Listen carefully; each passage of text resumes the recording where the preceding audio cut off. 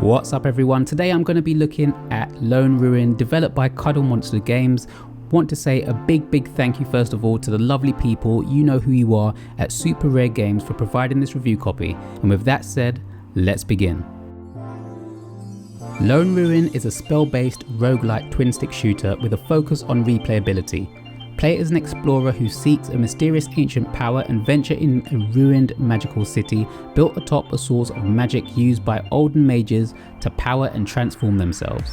Dive deeper and deeper, battling your way through twisted creatures, utilizing your very own magic abilities to ultimately reach the center of the Lone Ruin. An ancient city enveloped by magic, what once was a busy civilization and people living in harmony with the magic surrounding them has long since been driven mad and twisted beyond recognition by the very magic that used to help sustain them. What could have corrupted this city? Having heard the legends, you, a gifted spellcasting explorer, arrive at these hostile ruins a millennia later with the goal of seeking this ancient power and finally cleansing the city of the corruption it was once consumed by all those years ago. The answer probably lies in the center of Lone Ruin, if you can make it there. Okay, so Lone Ruin is a fairly easy game to get to grips with. You control your character with the left stick while aiming with the right stick. Your attacks are mapped to the trigger buttons, ZR, ZL, L and R buttons. Once you've picked up your particular attack or ability, you can then change the layout if you feel that you want it on a different input. As you progress through the levels, you will have your chance to upgrade your abilities, meaning that you can fire or dash further or leave ice trails in your path, for example, slowing down enemies or burning them.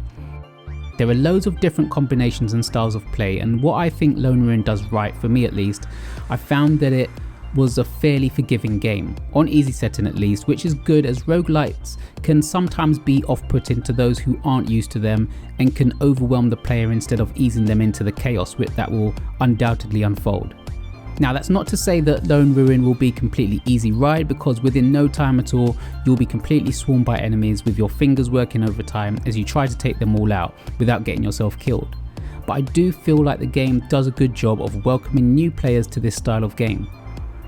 The boss fights themselves are all unique and offer their own challenges, obviously becoming harder the further you progress into the game, but I never felt like they were impossible. With any times that I died, I knew that it was down to my own errors and not paying attention.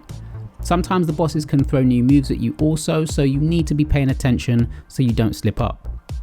As well as the story mode, you have a survival mode, which is also loads of fun, but more importantly I think it's a great way of getting used to the different weapons the game has to offer and finding out what is effective against the enemies and what really works for you as the player, because they all have different ways of working, whether you want to use something that's more close up and requires the enemies to come to you, or if you prefer more ranged attacks.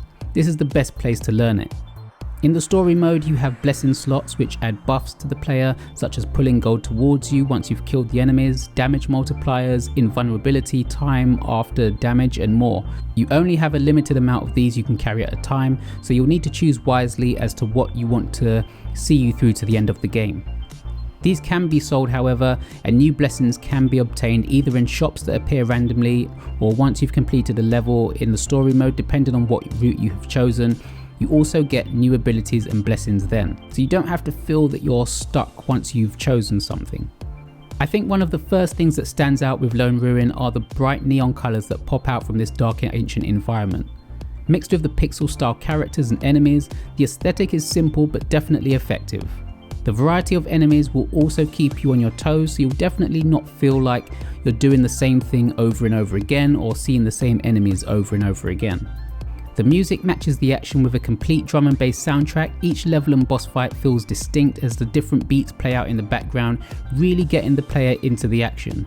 It almost at times feels like you're in a club of the underworld fighting back these monsters.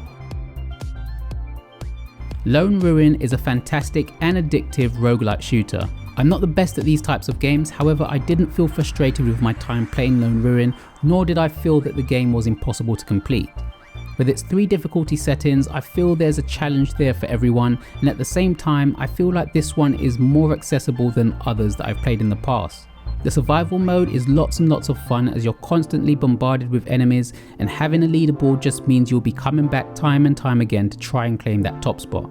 Lone Ruin isn't a long game and can be completed in a single sitting, however, it's one of those easy to pick up and play games, but you'll find it difficult to put down. It runs equally well in handheld mode with no slowdown that I noticed even when there were tons of enemies on screen with lots of things happening at once. Would I recommend Lone Ruin?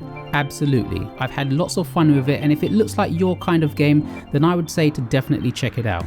Lone Ruin is out on the Nintendo eShop from the 12th of January, priced at $12.99 in the UK and $14.99 in the US. Let me know if you decide to pick this up, what you think of it in the comments below. Thank you for watching the review. Thanks again to Super Rare Games. Don't forget to hit that like button, and I'll catch you next time.